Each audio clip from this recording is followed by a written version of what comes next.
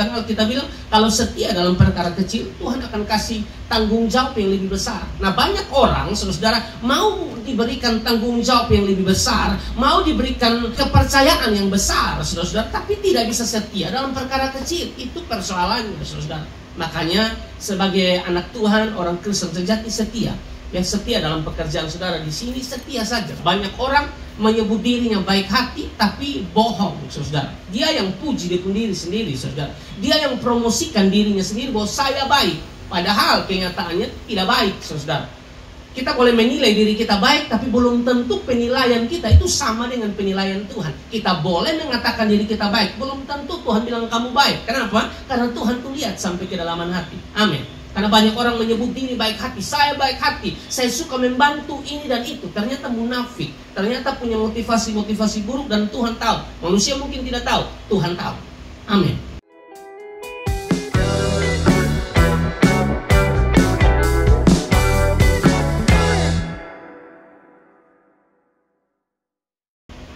Kita akan sama-sama membaca satu bagian firman Tuhan di dalam Amsal pasal 20 ayat yang ke-6. Amsal 20 ayat yang ke-6 kita akan baca bersama-sama dalam hitungan yang ketiga. 1, 2, dan 3. Banyak orang menyebut diri baik hati, tetapi orang setia siapakah menemukan? Sekali lagi dengan suara yang keras. 1, 2, 3. Banyak orang menyebut diri baik hati, tetapi orang yang setia yang menemukannya. Silakan duduk kembali, teman-teman yang diberkati oleh Tuhan Yesus Kristus. Terima kasih untuk kesempatan yang diberikan kepada saya sekali lagi untuk berdiri dan menyampaikan firman Tuhan. Dan saya percaya tidak ada sesuatu yang terjadi di bawah kolong langit ini tanpa seizin Tuhan. Termasuk saya berdiri dan berkhotbah, saya percaya bahwa ada dalam rancangan dan rencana Tuhan yang luar biasa. Siap dengan firman, amin?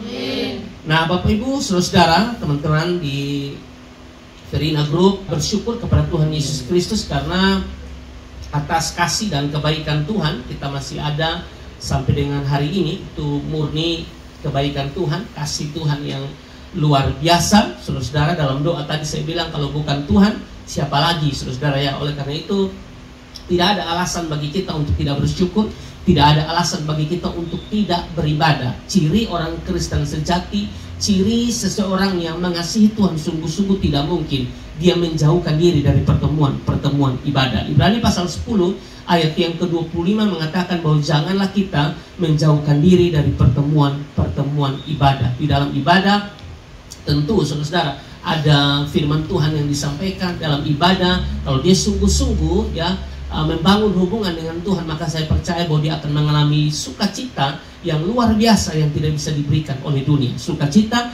tidak bisa dibeli dengan uang. Amin, saudara. Tidak bisa dibeli dengan uang. Pakaian kita bisa beli dengan uang, ya toh. Sepatu bisa dibeli dengan uang, kendaraan bisa dibeli dengan uang, tapi sukacita, damai sejahtera yang berasal dari pihak sorga itu tidak bisa dibeli dengan uang. Dan satu bagian firman Tuhan menarik dalam Maleakhi pasal yang ketiga ayat yang ke-18 mengatakan bahwa akan ada perbedaan antara orang benar dan orang fasik. Akan ada perbedaan antara orang yang beribadah dan orang yang tidak beribadah. Saya percaya saudara, kalau kita ibadah dengan kerinduan yang sungguh untuk mau jumpa Yesus, maka saya percaya bahwa hidup kita berubah. Maka dalam segala sesuatu yang kita lakukan, nama Tuhan dipuji, dipermuliakan. Nah, dari bagian yang kita baca Amsal 20 ayat yang ke-6, saudara, maka topik yang akan kita bicarakan atau tema yang akan kita bicarakan hari ini adalah tentang kesetiaan, saudara ya. Sekali lagi saya baca. Banyak orang menyebut diri baik hati, tetapi orang yang setia siapakah menemukannya? Nah, saudara diberkati dan dikasihi oleh Tuhan Yesus Kristus. Kalau kita bicara tentang topik kesetiaan, saudara, maka setia itu sesuatu yang sangat penting. Amin, saudara. Kesetiaan itu sesuatu yang sangat penting dalam berbagai aspek yang kita lakukan dalam hidup ini. Kesetiaan penting dalam rumah tangga, saudara ya. Kesetiaan itu penting. Suami sangat menginginkan istri itu setia. Begitu pula sebaliknya. Istri juga menginginkan suami setia, saudara. Kesetiaan itu sangat diperlukan, dimulai dari rumah tangga, ya. Dalam pekerjaan kita, saudara, ya, pimpinan pun membutuhkan karyawan-karyawan yang tidak sekedar hanya pikir naik gaji, tapi dia juga menunjukkan kesetiaannya di dalam bekerja. Tidak ada pemimpin yang atau bos yang pilih karyawan, pilih anak kerja, pilih-pilih saya yang pemalas, yang 1 hari masuk, 3 hari tidak masuk, tapi mau gaji naik. Itu tidak mungkin.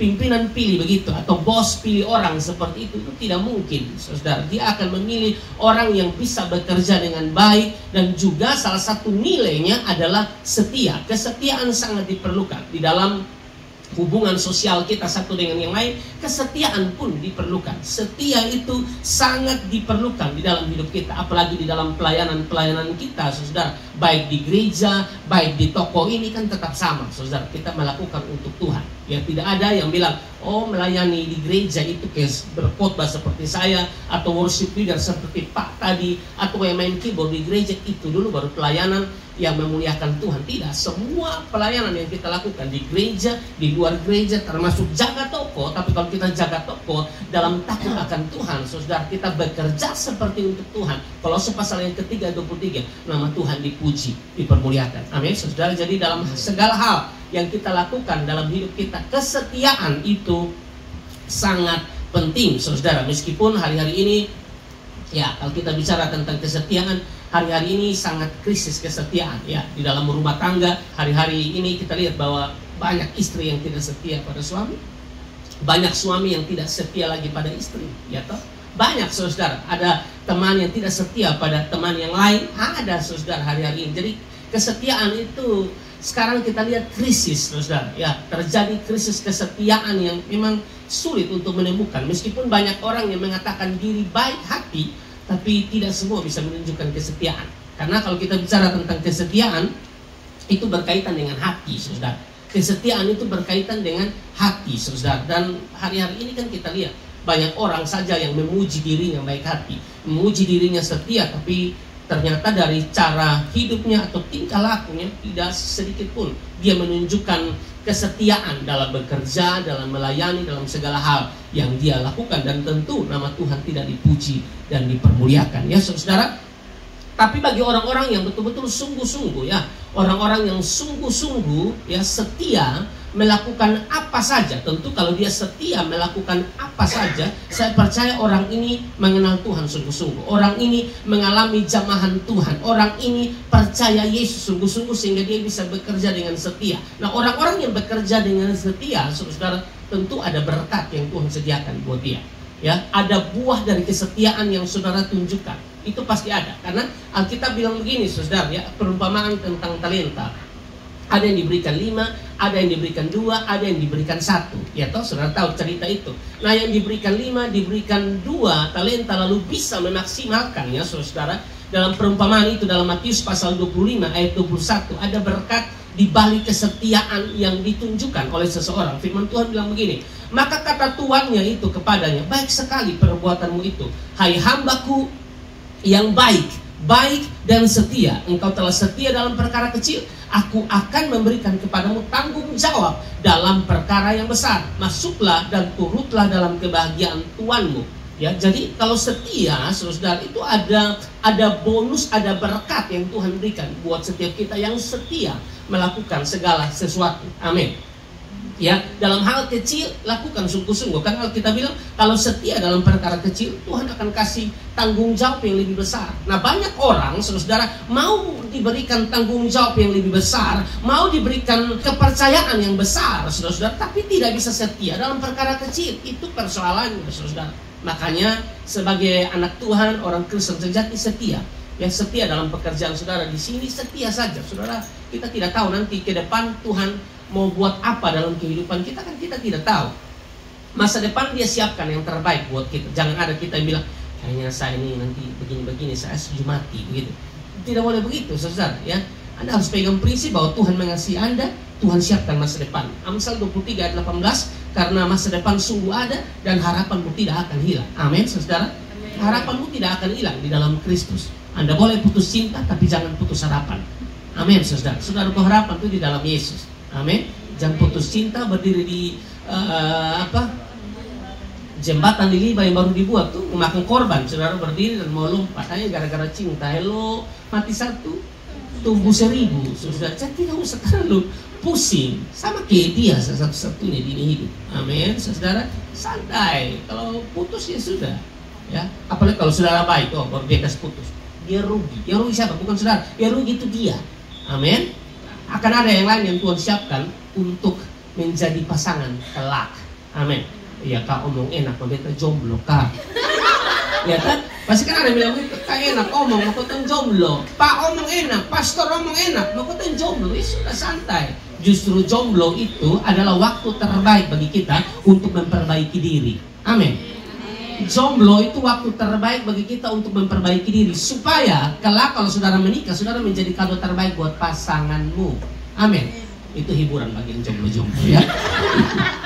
Jadi saudara-saudara setia dalam perkara kecil, saudara-saudara Tuhan akan berikan tanggung jawab yang lebih besar. Begitu pula dalam Lukas 16 ayat 10 mengatakan, barang siapa setia dalam perkara-perkara kecil, ia setia juga dalam perkara-perkara besar. Dan barang siapa tidak benar dalam perkara-perkara kecil, ia tidak benar juga dalam perkara-perkara besar. Jadi kata setia itu penting, kesetiaan itu penting saudara. Dan memang Alkitab sudah bilang terlihat dari hal-hal kecil. Kalau dia dalam hal-hal kecil saja setia melakukannya tanpa sungut-sungut, tanpa pengeluhan, ya pimpinan suruh apa, ya toh kepala gudang suruh apa, dia lakukan sungguh-sungguh. Saudara percaya saudara ya, percaya. Saudara setia perkara kecil, Tuhan siapkan perkara yang besar. Tuhan tidak mungkin kasih Anda hal yang besar, tanggung jawab yang lebih besar kalau saudara tidak setia. Belajar setia di dalam hidup ini ya. Karena Amsal 28 ayat 20 bilang begini, orang yang dapat dipercaya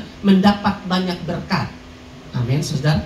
Orang setia, kalau kita bahas tentang setia atau kesetiaan, itu sama dengan dapat dipercaya. Orang yang setia itu dapat dipercaya ya. Orang yang dapat dipercaya itu pasti dia setia saudara. Jadi orang yang dapat dipercaya, kita bilang mendapat banyak berkat. Berkatnya dari pihak surga langsung saudara. Kalau saudara melakukan segala sesuatu dengan setia. Tetapi orang yang ingin cepat menjadi kaya tidak akan luput dari hukuman. Ya, di sini pakai kata tidak akan luput dari hukuman. Ya tentu ada hal-hal yang dilakukannya melanggar firman Tuhan. Ada hal-hal yang dilakukannya tentu hal-hal yang tidak benar. Apalagi kalau hati cinta uang, itu repot. Kalau cinta uang itu tidak salah. Yang salah itu kalau kita sudah cinta uang. Kalau kita sudah cinta uang, segala cara akan kita pakai untuk dapat uang. Termasuk tipu sana, tipu sini, pencuri, itu contoh. Banyak saudara. Tapi Kalubi, Verina, dan Sejahtera itu tidak dong orang baik semua ya. Ini saya hanya ngomong saja. Daripada dapat tahu, sudah lihat polisi cari. Jadi orang yang dapat dipercaya mendapat banyak berkat. Jadi saudara, kesetiaan itu merupakan hal yang penting, saudara ya. Merupakan hal yang sangat penting di dalam kehidupan kita. Banyak orang menyebut dirinya baik hati, tapi bohong, saudara. Dia yang puji diri sendiri, saudara. Dia yang promosikan dirinya sendiri bahwa saya baik. Padahal kenyataannya tidak baik, saudara. Kita boleh menilai diri kita baik, tapi belum tentu penilaian kita itu sama dengan penilaian Tuhan. Kita boleh mengatakan diri kita baik, belum tentu Tuhan bilang kamu baik. Kenapa? Karena Tuhan tuh lihat sampai kedalaman hati. Amin. Karena banyak orang menyebut diri baik hati. Saya baik hati, saya suka membantu ini dan itu. Ternyata munafik, ternyata punya motivasi-motivasi buruk dan Tuhan tahu. Manusia mungkin tidak tahu, Tuhan tahu. Amin. Makanya saudara-saudara, kalau kita baca firman Tuhan, ahli-ahli Taurat, orang-orang Farisi itu Yesus sangat mengecam mereka. Kenapa? Penuh dengan kemunafikan. Benar, mereka pakai jubah rohani. Memang hal-hal yang mereka lakukan adalah hal-hal rohani, saudara. Tapi penuh dengan kemunafikan. Motivasi mereka tidak benar, saudara. Makanya Yesus suka mengkritik mereka dengan keras karena kemunafikan mereka. Contoh, saudara, dalam hal berdoa, ya itu. Berdoa itu tidak salah, tapi motivasi berdoa itu yang aneh, saudara. Motivasi mereka berdoa itu pamer. Motivasi mereka berdoa itu supaya orang lihat. Jadi penuh dengan kemunafikan, saudara.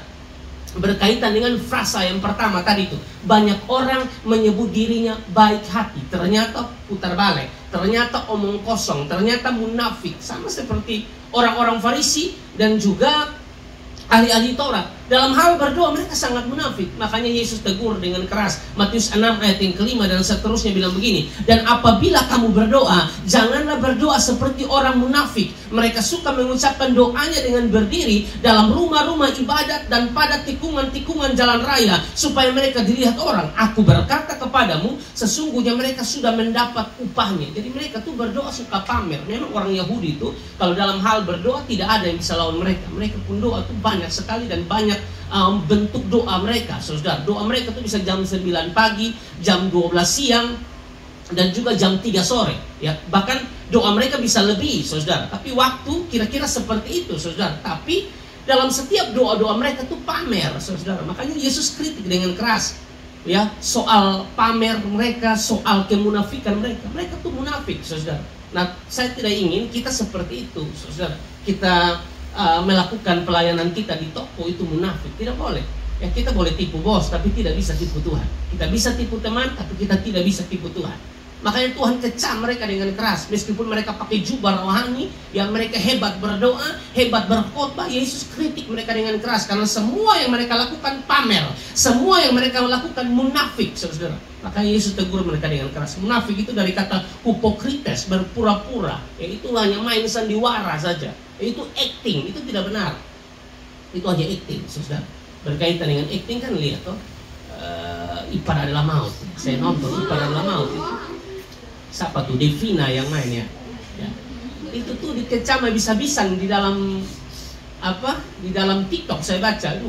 Padahal itu kan cuma acting saja kan, bukan betulan, tapi ya sudah terbawa dengan film Ipar adalah maut. Sekarang semua apa-apa maut. Betul? Gaji terlambat maut. Kawan cerewet adalah maut. Semua jadinya maut, saudara. Tapi Anda perlu ingat, upah dosa adalah maut. Amin, saudara. Dan kita bersyukur Yesuslah yang telah menyelamatkan kita. Kalau Yesus tidak datang menyelamatkan kita, selesailah kita. Jadi kata munafik itu dari hypocrites, berpura-pura, ya.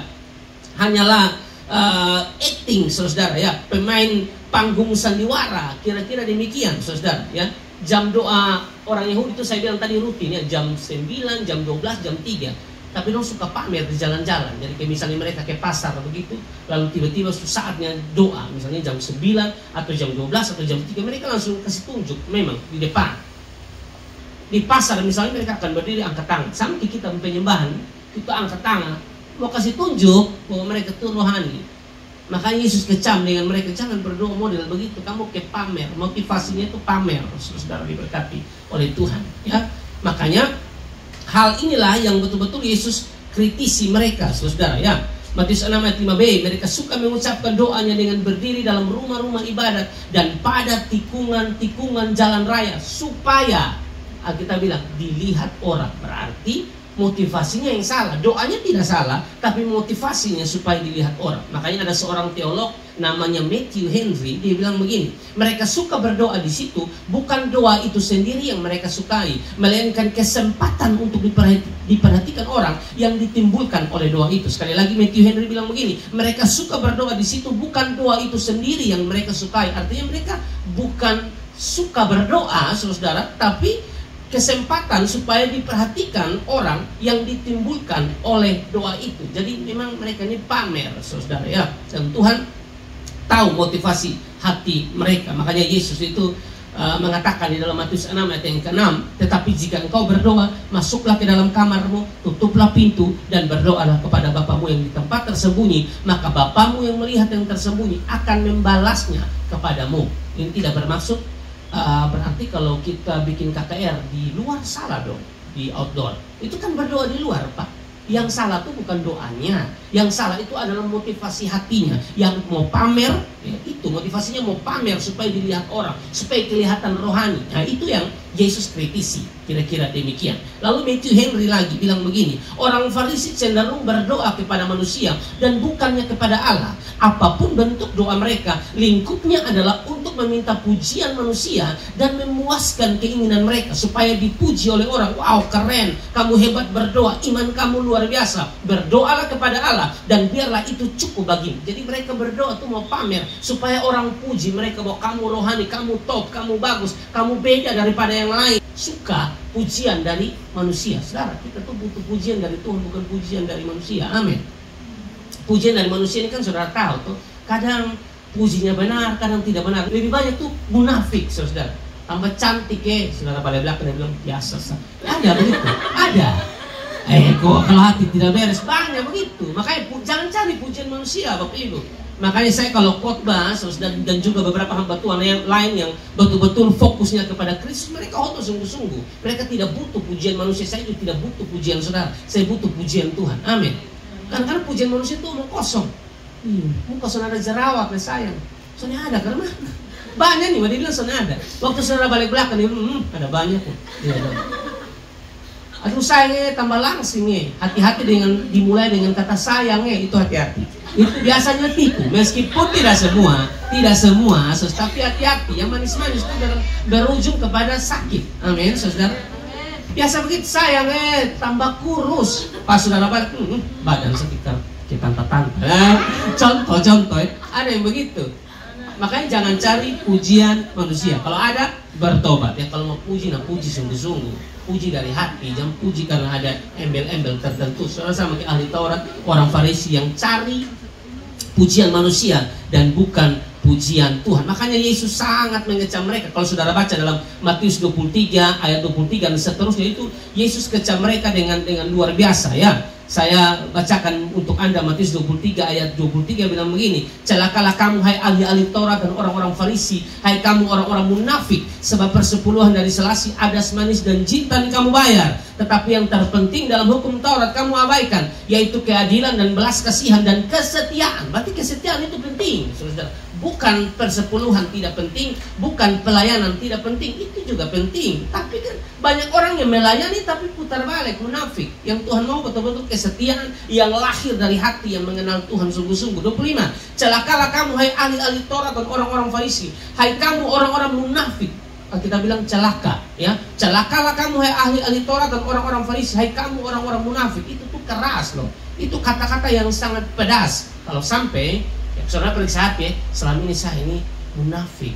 Saya puji orang omong kosong. Saya puji bos, puji omong kosong. Ya putar balik, saya ini munafik. Dengar, ini kata kecaman Yesus ini untuk saudara. Jadi bertobat. Amin, saudara. Mulailah jadi orang yang betul-betul cinta Tuhan sungguh-sungguh. Jadi orang yang betul-betul mengasihi Tuhan sungguh-sungguh, saudara. Jangan munafik, saudara. Tuhan tidak suka dengan orang yang munafik. Kalau ada yang munafik seperti ahli Taurat, orang Farisi, dia bilang begini, saudara-saudara, dengan kata yang keras tadi, bahwa celaka.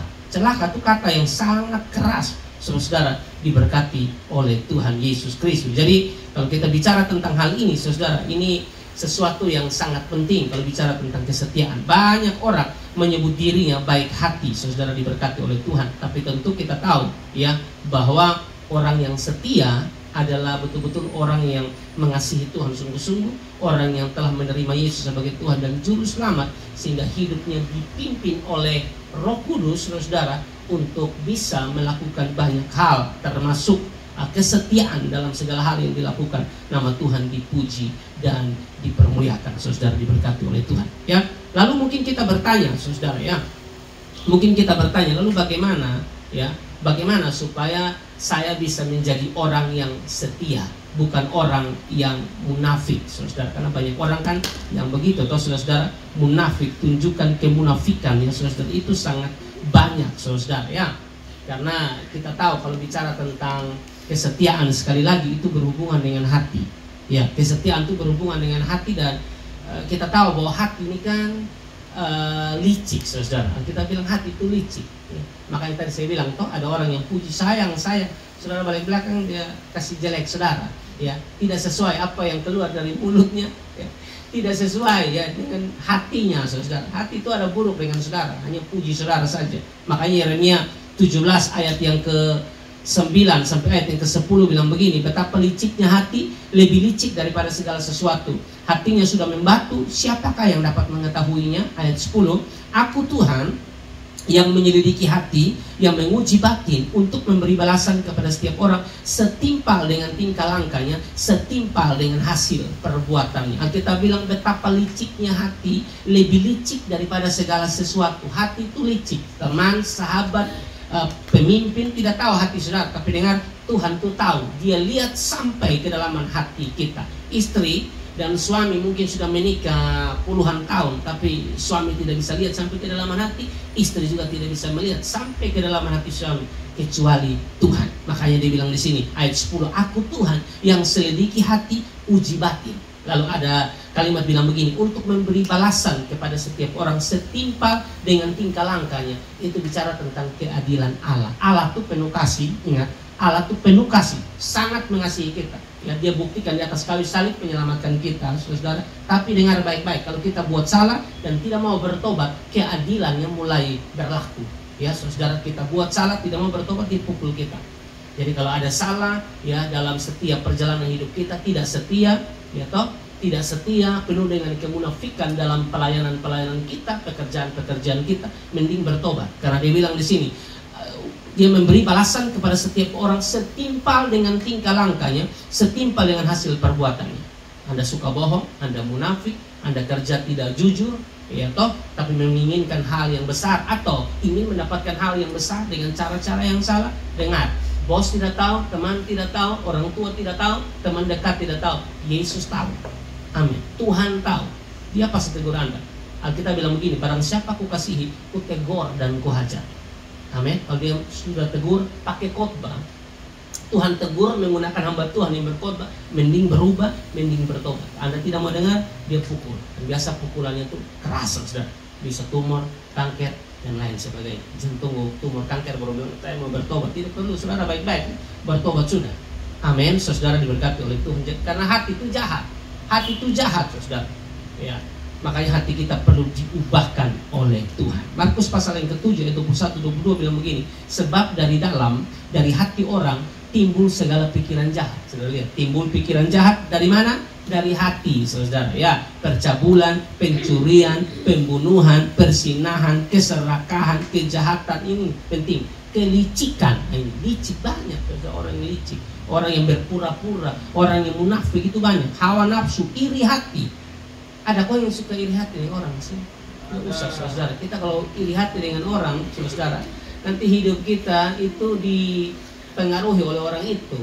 Amin, saudara. Orang beli motor baru, dia yang hati tertikam, dada tertikam. Orang beli motor baru, dia dada tertikam. Itu orang beli rumah, dua memang. Itu dia langsung mati sebelah. Karena dia masih penuh dengan iri hati, makanya tidak usah iri hati. Kalau di hari ini ya diberkati dan bisa beli kendaraan, Anda mungkin belum, sudah bersyukur sah, masing-masing dengan berkatnya masing-masing. Amin. Tidak usah membanding-bandingkan dirimu dengan orang lain. Anda tidak akan bisa bersyukur kalau Anda membandingkan dirimu dengan orang lain. Amin. Kenapa? Ibu di pramu begini lurus, beta kayak begini. Sudah masing-masing dan dia pun. Amin. Tidak usah lihat di kaca dan saudara katakan, kenapa? Beta sama-sama kayak satu. Masing-masing itu Tuhan sudah ciptakan masing-masing dengan keunikannya masing-masing. Amin, saudara. Dia ada kelebihan, tapi dengar, dia juga ada kurang. Amin. Tidak mungkin dia lebih semua, tidak mungkin. Ada bagian yang dia lebih, ada juga kurang. Supaya kita tidak sombong. Amin, saudara. Tidak mungkin ada orang yang sempurna, semua dia sempurna. Tidak ada. Ada yang cantik tapi malas mandi juga. Ada. Ada yang cantik bawa ketek. Ada. Makanya pakai batu tawas. Ada, saudara. Serius, ada. Tidak ada orang yang sempurna langsung ada. Yang sempurna itu cuma Tuhan. Amin. Jadi tidak usah membandingkan dirimu dengan orang lain. Kerja dengan semangat, kerja dengan setia. Kalau dia diberkati, itu berkatnya. Saya juga percaya, saya pasti diberkati. Waktu Tuhan, waktu yang terbaik. Amin. Nah, yang terakhir, pertanyaannya, bagaimana agar kita bisa menjadi orang yang setia dalam pekerjaan, pelayanan, rumah tangga, dan kehidupan sosial kita, saudara? Bagaimana agar kita bisa menjadi orang yang setia? Kita harus tahu, saudara, bahwa kesetiaan itu produk Roh Kudus. Kesetiaan itu adalah produk Roh Kudus. Kesetiaan yang asli adalah manifestasi buah roh, bukan kesetiaan palsu yang tadi kita bahas di awal. Orang-orang Farisi, ahli-ahli Taurat, ya, itu suka menyebut diri mereka baik hati, rohani, ya, suka membantu orang, padahal munafik. Ya, Tuhan lihat sampai ke dalam hati mereka itu munafik, motivasi mereka salah, makanya Yesus mengecam mereka dengan keras. Tapi kalau orang yang setia, saudara, yang betul-betul kesetiaan itu lahir dari hubungan yang intim dengan Tuhan, atau kesetiaan itu lahir dari pengenalan yang benar akan Tuhan, itu beda, saudara. Beda, pasti beda, saudara. Ya. Saya sudah bilang tadi, kesetiaan adalah produk Roh Kudus. Kesetiaan yang asli adalah manifestasi buah roh. Nah, bicara Roh Kudus, saudara, sangat berkaitan dengan percaya Yesus. Sangat berkaitan dengan menerima Yesus, saudara. Kalau Anda tidak menerima Yesus, Anda tidak percaya Yesus, Anda tidak mungkin dimeteraikan dengan Roh Kudus. Nah, kalau Anda tidak dimeteraikan dengan Roh Kudus, bagaimana ada manifestasi buah roh? Itu tidak mungkin, saudara. Manifestasi buah roh salah satunya adalah kesetiaan. Nah, bagaimana itu akan ada kalau saudara tidak percaya Yesus? Supaya saudara bisa bekerja dengan maksimal, menjadi orang yang setia dalam pekerjaan, pelayanan, rumah tangga, dan dalam kehidupan kita sehari-hari, saudara, mesti percaya Yesus. Orang yang percaya Yesus dimeteraikan dengan Roh Kudus. Mana ayatnya? Efesus pasal 1 ayat 13-14 dikatakan begini, di dalam Dia kamu juga, karena kamu telah mendengar firman kebenaran, yaitu Injil keselamatan. Di dalam Dia, di dalam Yesus, ketika kamu percaya, ya, ketika kamu percaya kepadanya, garis bawahi kalimat ini, dimeteraikan dengan Roh Kudus yang dijanjikannya itu. Materai itu tanda kepemilikan, minta maaf. Materai itu kan tanda kepemilikan. Tuhan tahu mana kepunyaannya waktu Anda dimeteraikan dengan Roh Kudus. Makanya dimeteraikan oleh Roh Kudus itu penting. Lalu ayat 14, dan Roh Kudus itu adalah jaminan bagian kita sampai kita memperoleh seluruhnya, yaitu penebusan yang menjadikan kita milik Allah untuk memuji kemuliaannya. Amin, saudara. Anda akan bisa menunjukkan salah satu manifestasi dan buah roh, yaitu kesetiaan, kalau hidup Anda dipimpin oleh Roh Kudus. Nah, bagaimana supaya hidup Anda dipimpin oleh Roh Kudus? Percaya Yesus. Karena percaya Yesus dulu, baru Anda dimeteraikan dengan Roh Kudus. Kalau Anda dimeteraikan dengan Roh Kudus, saudara-saudara, Anda akan lihat bahwa orang yang dipenuhi oleh Roh Kudus, dipimpin oleh Roh Kudus, akan menunjukkan, ya, manifestasi dari buah roh. Perhatikan Galatia pasal yang kelima ayat 22 sampai ayat 23. Tetapi buah roh ialah kasih, bukan buah-buah roh, ya. Buah roh itu tunggal, saudara. Manifestasinya yang 9. Perhatikan, tetapi buah roh ialah kasih, sukacita, damai sejahtera, kesabaran, kemurahan, kebaikan, kesetiaan, kelemah lembutan, penguasaan diri. Perhatikan, di ayat 22 ada kata kesetiaan. Jadi untuk saudara bisa setia, memang saudara itu produk Roh Kudus. Sangatlah tidak mungkin Anda bisa setia melakukan segala sesuatu tanpa percaya Yesus, dimeteraikan dengan Roh Kudus. Baru saudara Anda lihat, ya, bahwa hidup Anda setia, dan kesetiaan itu adalah produk Roh Kudus atau manifestasi dari buah roh. Saudara diberkati oleh Tuhan, sehingga dalam pekerjaan kita, dalam segala hal yang kita lakukan, nama Tuhan dipuji dan dipermuliakan. Ya, kesetiaan diperlukan dalam semua aspek kehidupan, dan itu hanya mungkin terjadi jika Anda percaya Yesus sungguh-sungguh dan dipimpin oleh Roh Kudus. Saya selesai, kita bangkit berdiri bersama-sama. Kita baca 1 Timotius pasal yang ke-6 ayat 11 sebagai ayat penutup bagi kita. Kita baca dalam hitungan yang ketiga, 1, 2, dan 3. Tetapi engkau, hai manusia Allah, jauhilah semuanya itu, kejarlah keadilan, ibadah, kesetiaan, kasih, kesabaran, dan kelembutan. Ini bicara tentang cinta uang, ya, orang yang cinta uang, ya, saudara. Sehingga kita bilang, tetapi engkau, hai manusia Allah, jauhilah semua itu, ya, keinginan cinta uang sehingga salah di dalam kehidupan ini, saudara. Itu Anda menjauh dari dosa cinta uang. Dan tolonglah untuk melihat ayat ini, kejarlah keadilan, ibadah, kesetiaan, kasih, kesabaran, dan kelembutan. Hanya ini saja yang saya bisa sampaikan. Kiranya bagian firman Tuhan ini menguatkan kita. Tetaplah menjadi karyawan-karyawan yang cinta Tuhan sungguh-sungguh, ya. Roh Kudus pimpin Anda dalam bekerja, sehingga dalam pekerjaan Anda satu nilai atau poin yang saudara tunjukkan adalah kesetiaan. Amin, saudara. Dari semua yang saudara lakukan bukan untuk menyenangkan manusia, tapi untuk menyenangkan Tuhan. Berikan tepuk tangan yang beriman.